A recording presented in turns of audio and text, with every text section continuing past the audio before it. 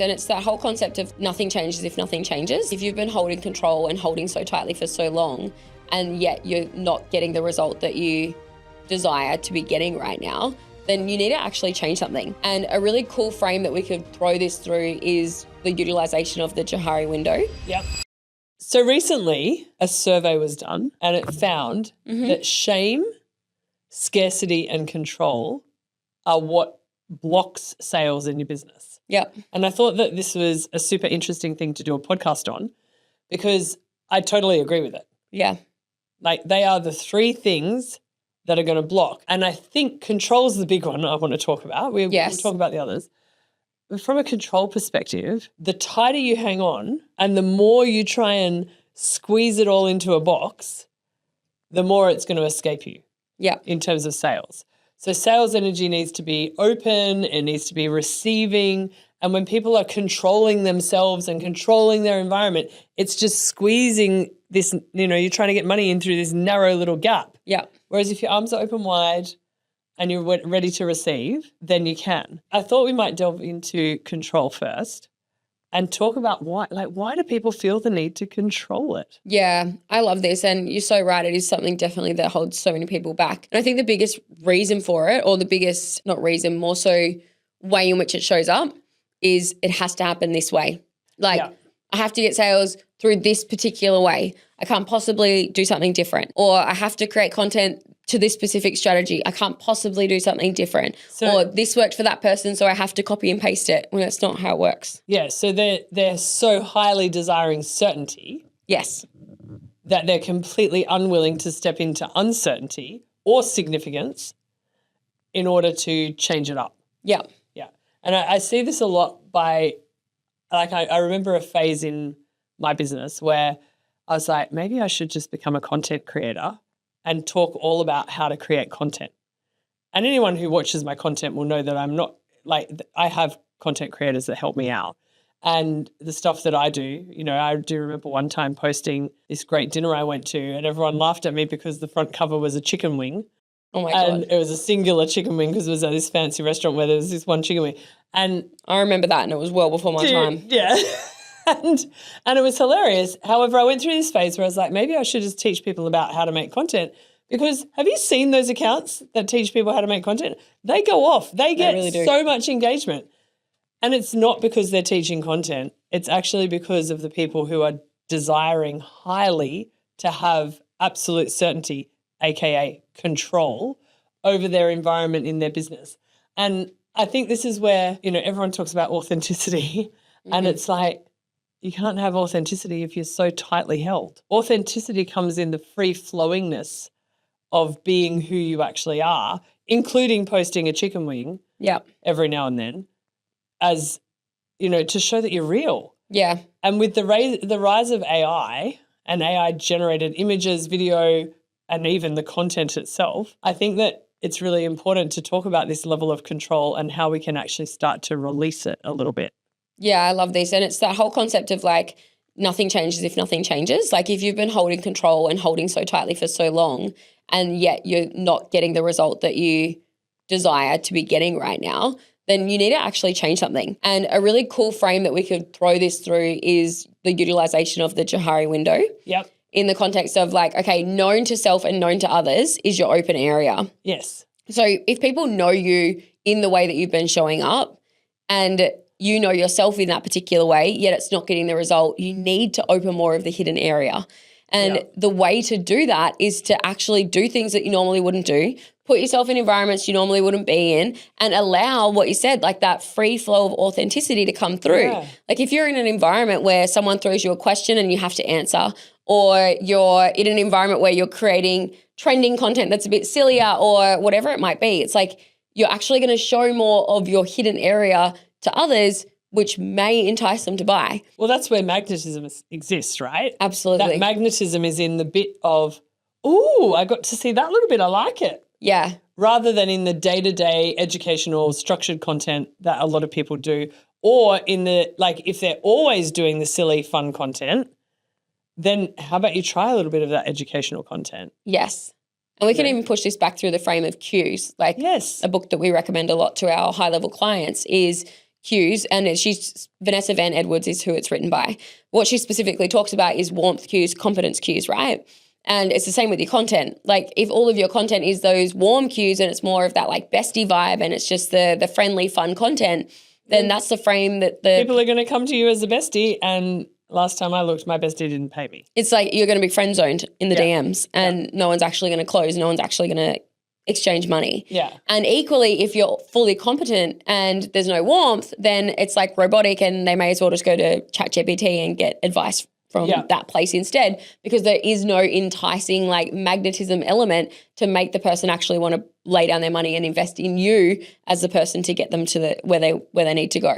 So it's this beautiful dance between both. And with what you were saying just then around creating all the educational content. Yeah. Something that I really realized over the weekend, actually, I feel like it was this like little crew of like Tassie people all together that of past clients that have been in my world for such a long freaking time. And they were bringing up these like random things that I had done and events that I'd shared on social media that I had zero relevance to anything. Like there was one of me like moving a mattress when I moved house from one house to another house, and I was like moving a mattress down a staircase, like solo independent woman, very similar to Independent Life of Shauna, oh my goodness, our beautiful leader of the women's space. So freaking funny.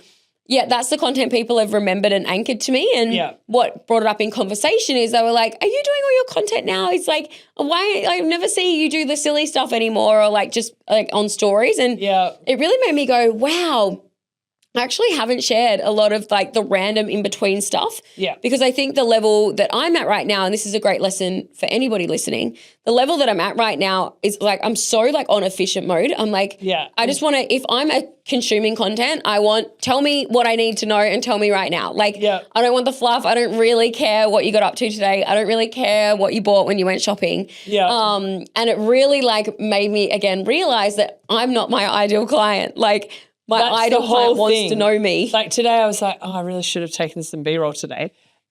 And yet in the 10 minutes that I had, or actually I had 25 minutes, for 15 minutes I weeded a garden. And that could have been good B-roll. And then I quickly whipped off all my clothes and jumped in our pool, threw a towel around me, had a quick shower and jumped back on a client call. Yeah. And it was like, I didn't have time to do the B-roll. Where was the gap? Yeah. Whereas people actually even getting on your stories and talking about that, like. Exactly. It's like that's where the magic is. And it's like I can recognize that now. And so it was this really great reminder. And like today I just went on my stories and like, I bought this new thing. Like, do you want to see it? Again, DMs blew up over that. And I'm like, you guys, I'm literally telling you how to make money. That red dress that I had on earlier. The red dress. Yeah. Nice. And this they haven't seen this yet. I like this. And so it's that great reminder of showing the in-between, because we assume that people know us because obviously we know ourselves so much. Yes. And so we feel as though, I feel like it's a common misconception that you have to present in a particular way in the online world to be taken seriously, or like people want to turn the dial up on competence cues and they forget the power in the warmth, because people actually want to buy you.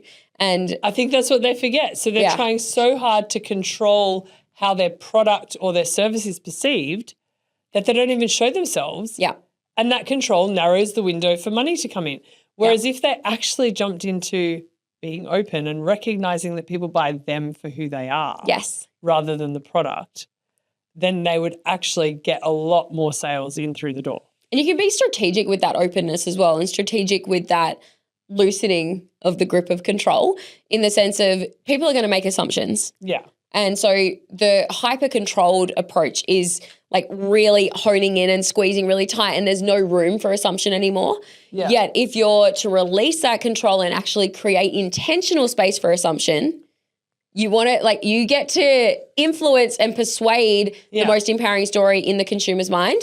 And this is where it gets really fun from that content and the strategy perspective. Because it's playful and it's engaging and it's magnetic. Yeah. Yeah.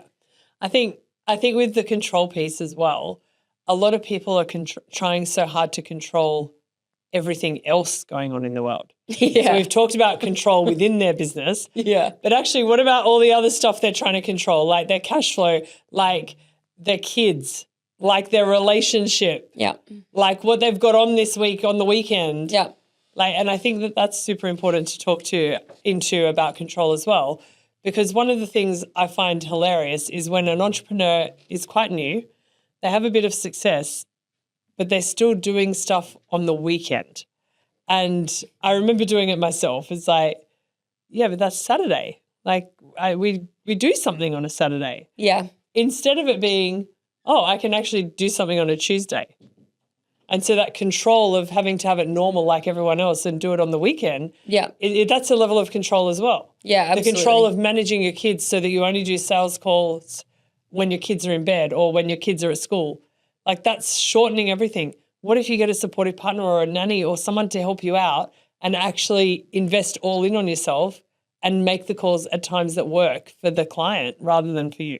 Yeah, I love that. And I think as well it's the recognition of like to release control, you get to create it the way that you actually want it. It's like I feel as though there's this misconception of if I control everything, then it's the way I want it. But it's not, because you're not happy because you're controlling everything and no one around you's happy. It's stressful. Yeah, it's like it's actually this like, hang on, we've got a lose going on here, like, and no one's winning anymore.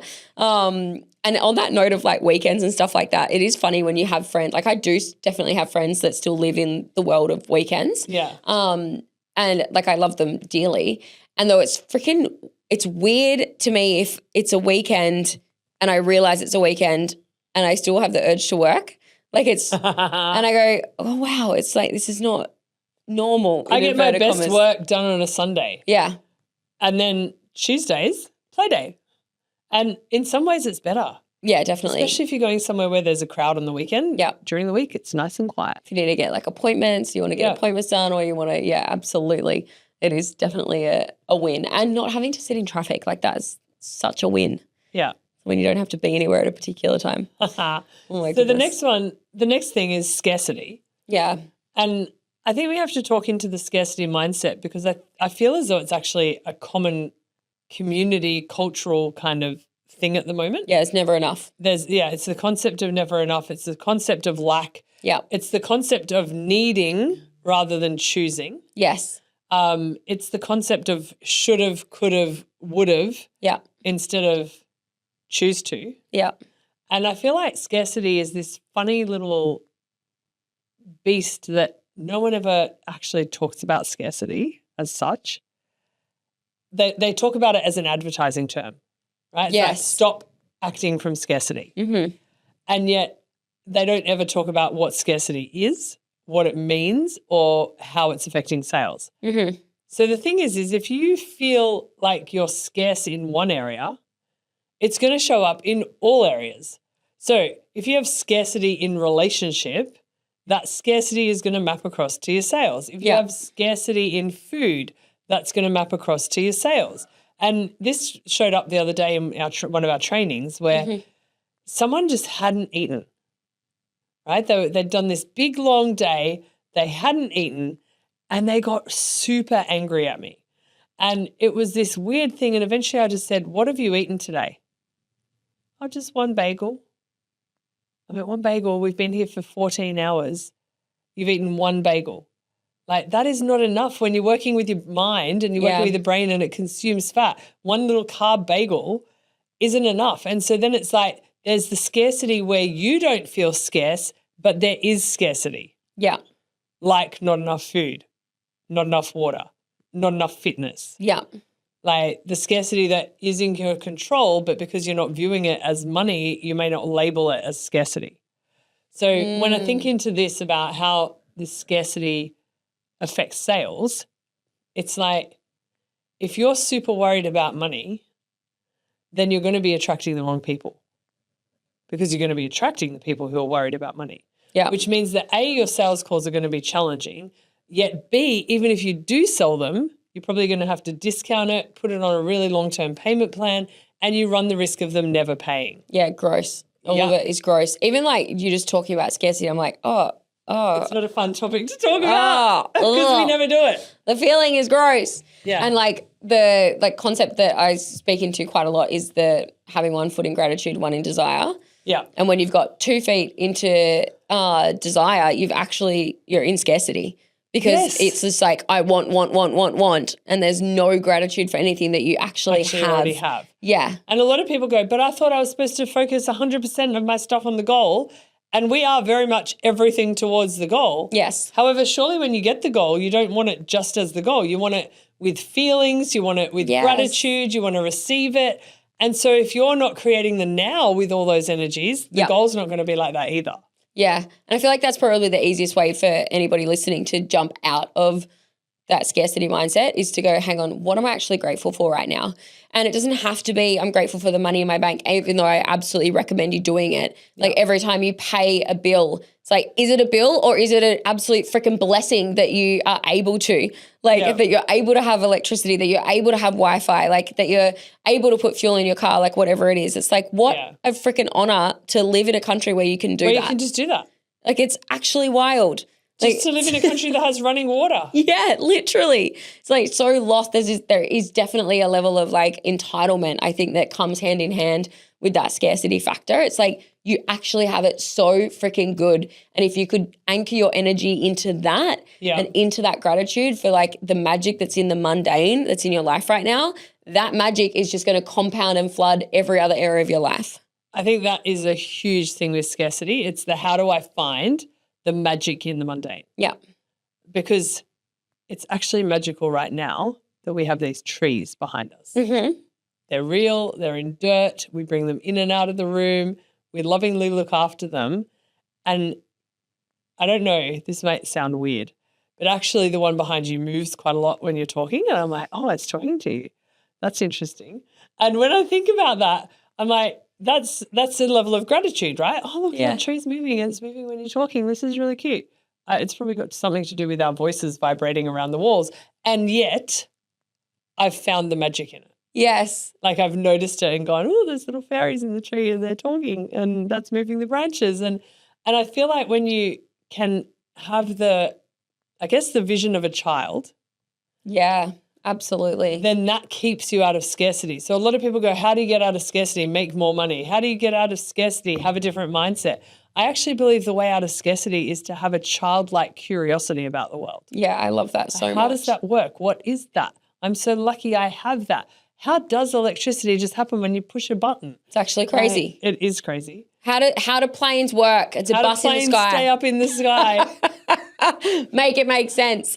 Yeah, I completely agree with that. I feel as though it's this, like, even if you are operating from the perspective of, I know that I'm in an area of scarcity right now, I just need to make more money, that's not going to help. Making more money won't pull you out of scarcity, because if you're anchored into scarcity, you're going to get more money and you're going to find more things to spend it on. Well, you just get more money and a bill will come the same day and it'll be like, oh. Yes, because you're going to be so locked in that frequency. It's like, and it's so stupid simple. Do you think travel is the cure? Travel? Yeah, I feel like a lot of the ways that I have stayed out of scarcity is because I've always had that gratitude for, well, I've got a roof over my head and I've got food. I remember even when I left my first husband and I was quite petrified of being on my own and worried about money, and at times didn't have enough money to buy food for the kids and I, and we were actually lucky enough that one of our friends had a food factory and we could go and get chicken nuggets and lasagna. I don't think my kids eat chicken nuggets or lasagna anymore. However, we went and got those when we didn't have enough money for food, and yet I never felt like I was lacking anything. Yeah. Like I did worry about money, but I had a house, I had a car, I had 2 beautiful children, I had a job that I could make money from in those days.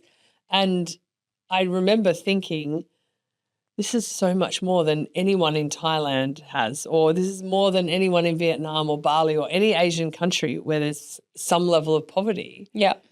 And then I'm like, who am I to complain? Just get on with it, which then forced me into action. Yeah. But I feel as though there's more trouble now than what there's ever been before. And it hasn't really fixed the problem. There's a level of apathy to it, though. There's this level of, that's just the way it is. Down the street, that's just how it is in that country. And it's like, yeah, but it's not how it is here. And look at the vast difference between it. And in fact, those people with less are actually usually happier. Absolutely. Yeah, God, we're so freaking lucky here in Australia. Like I love, love, love this country so freaking much. And I absolutely agree in that like travel travel was definitely a key point for me. It broadens your horizons. Yes, right? because it's that like piece of awareness where you go, holy shit, like People live like that. Live like that. Both at the bottom end and the top end. Yeah. Yes, absolutely. Shows you what's possible and shows you like, oh, okay, here's my like set point. Where do I want to go from here? Like, and am I willing to have one foot in gratitude and one in desire? Like, because of what you've been able to see and experience in the world. Yeah. And though I'm like, like, it's like it doesn't quite land or it doesn't quite lock in because I'm like, you can still have those experiences or have that knowledge or awareness. Yes, it's different if you're like fully experiencing it. Yeah. Yet there's films, like there's movies. Like, it's not like people aren't aware of it, you know, like it's like, oh, but I can't travel, so I have to be in scarcity. No, bullshit. You can watch a movie and know. Watch a movie. Like, you know, it's like, it's not as though people are living under a rock. It's like this disregard for not wanting to recognize it. I don't know. It's almost as though that's out there, that's not my problem. Yeah. Like, it is. It's a level of apathy. And yeah, it's apathetic. And so when people are thinking they've got scarcity and worse still labeling it scarcity, they're actually creating a self-fulfilling prophecy of I don't have anything, so that means I'm not worthy of having anything, which means I can't have anything because every sales call I get on, I'm not worthy of anything, so I can't have anything, so I'm not worthy of anything, so I can't have anything, so I'm scarce. Yuck. Make it stop. Right, yeah. And the last bit that we said was shame. Also showing up was shame. Mm. And this is really just a major negative emotion, right? Yeah. So shame can do lots of things to the body and mind. However, I want to keep it in the frame of sales for this one. Yeah. So if you're feeling shame about yourself, the willingness to ask someone for money is something that has long been associated with shame. And so you may not think it, but shame in the olden days was literally a beggar asking for money.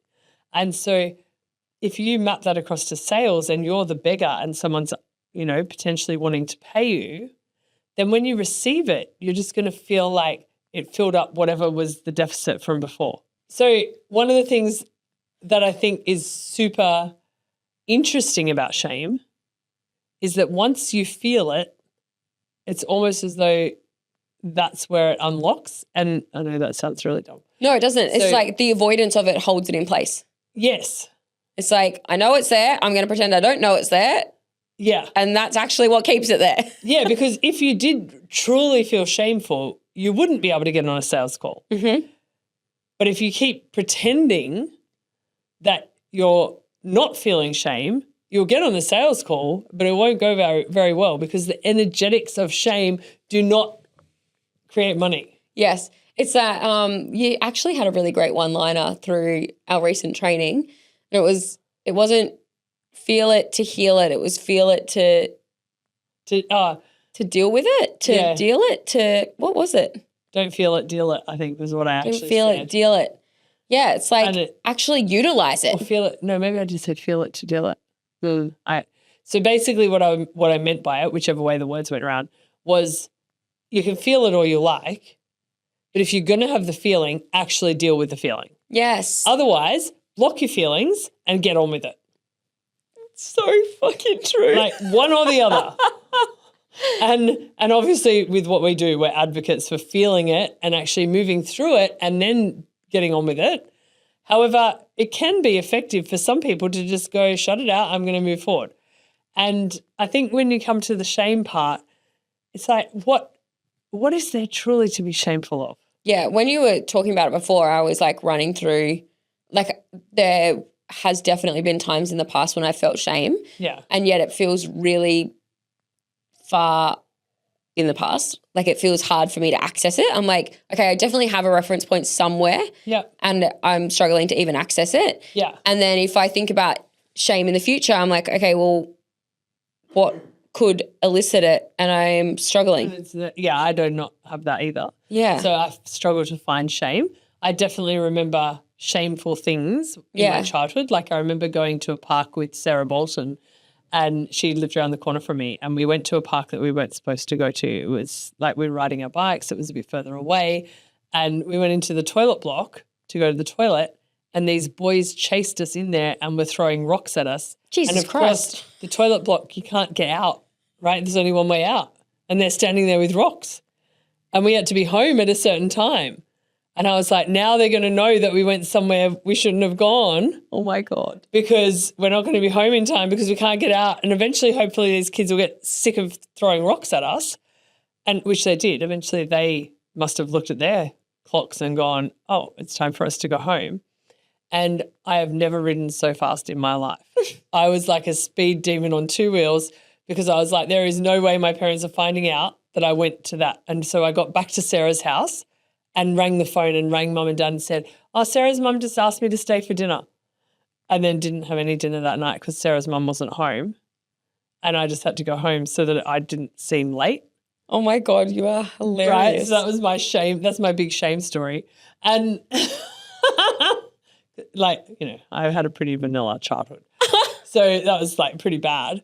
And at the time though, even in that, I can see that shame limits sales. Yeah. I couldn't sell it to my parents in the way where I would have got support. Yeah. For feeling quite scared. Like it was quite scary having these kids throw rocks at us.